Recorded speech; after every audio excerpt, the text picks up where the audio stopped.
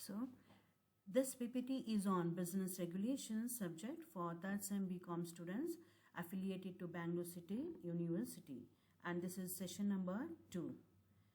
So in this session number 2, in unit number 1, I am going to discuss about the sources of business law. And what is the learning objectives? It is to introduce the students to the various business regulations and to familiarize them with common issues of relevance. And the session outcome will be that the students will be able to understand in depth about the various sources of business law. And coming to the recap of previous session, in the previous session we discussed about the meaning of a contract and the two important components of a contract. So now we'll come to the actual discussion, that is sources of business law. There are 4 sources of business law, namely English Mercantile Law, Statute of Indian Legislation, Judicial Decision, and Customs and Usages. And coming to the first one, English Mercantile Law. The law of mercant or lex mercatoria. This is based on customs and practices which is prevalent among English merchants. This law was developed during the 14th and 15th centuries, but in later merged with common law. A lex mercatoria or law mercant consists of legal principles based on customs and usage. The second law is common law. It refers to a system of law based upon English customs, usages and traditions which were developed over centuries by the English courts. It existed in England even prior to the creation of the Parliament, which is not written in any statute or Act of Parliament. Hence, it is the oldest unwritten law. Its principles are applied even today as the law of contract.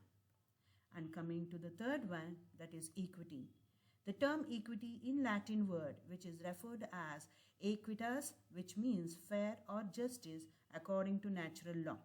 This law is based upon the concepts of justice developed by the judges whose decisions became precedents. In the other sense, it is soul and spirit of all law, and it is synonymous with justice.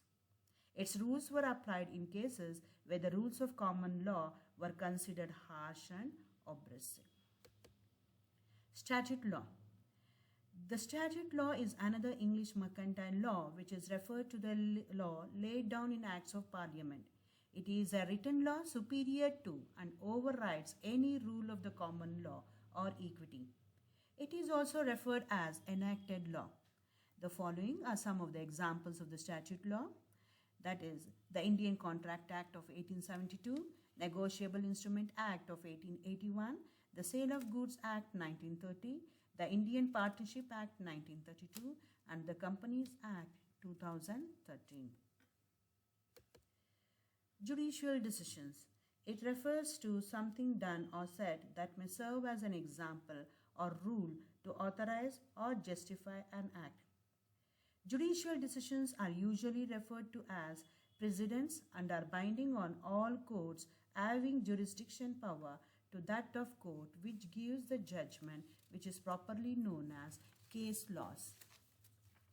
So the next, however, in India, we take the judicial decisions of any previous cases as the source for the new cases to decide suitable to their relevance. Next one you have is customs and usages. Custom refers to usage or practice common to many or to a particular place. It is a long established practice considered as unwritten law. A particular usage or conduct practiced by a group of people for a long period becomes a custom. The following are the reasons for attributing to custom as in force of law. The first one you have is based on principles of justice and public utility. Custom is the embodiment of those principles which have commended themselves to the national conscience as principle of justice and public utility. The customs must be acknowledged and approved not by the power of the state but by the public opinion of the society at large. National expectations. The next one you have is national expectations. The rational expectations of the customs and usages, and its continuance is another stage to be accepted as source of law. Generally, the rational expectation is being fulfilled unless there is a contrary rather than frustration. Even if customs are not ideally just and reasonable, even if it can be shown that the rational conscience has history in establishing them, it is accepted as they are. Next one you have is observance over a long period. Customs observed by a large number of people over a long period of time acquires the force of law. Thus, the custom of granting 3 days of grace in calculating the date of maturity of bills of exchange has become to have the force of law. And the last one you have is interest of the society. So, custom rests on the popular convictions that is in the interest of society. This conviction is so strong that it is not found desirable to go against it. So, custom is useful both to the lawgiver and to the people. So, with this, we'll come to the end of this presentation, students. And I have given 5 multiple choice questions, and I want all my students to go through these questions and answer this.